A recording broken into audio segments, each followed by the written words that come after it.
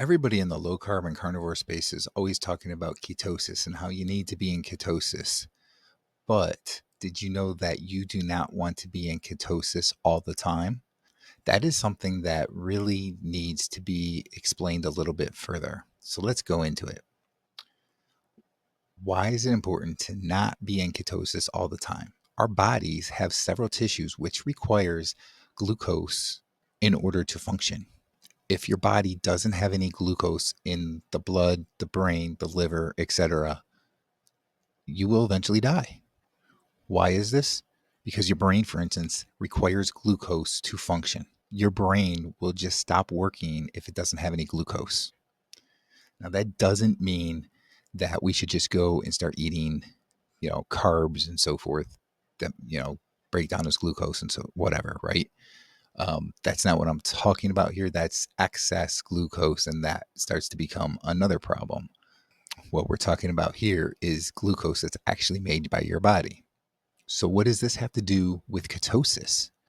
When you eat a larger meal with an adequate amount of protein in it, it aids your body's ability to make the glucose it needs. It'll convert amino acids in the protein into glucose. And your body can also take glycerol from fat and convert that to glucose as well. This is really all the glucose you need. So you don't need the extra glucose that you're going to get from carbs. That starts to cause other problems with having too much glucose in your body. But if you're constantly staying in ketosis, which can happen, let's say, from eating 3 to 4 small meals a day and not getting enough protein to get that slight glucose spike and then get knocked out of ketosis for a small period of time, then the sources for your body to make glucose are getting depleted.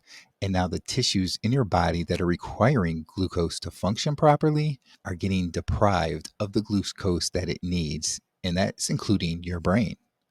So when you eat a larger meal with a good amount of adequate protein, a few hours after the meal, you temporarily get knocked out of ketosis.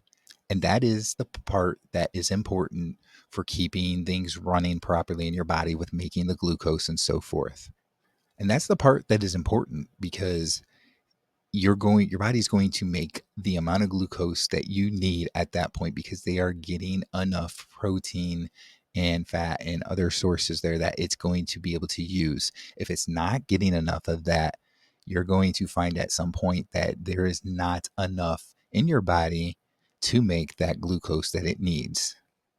So it's important to be knocked out of ketosis with a larger meal and adequate protein, and once a day is optimal.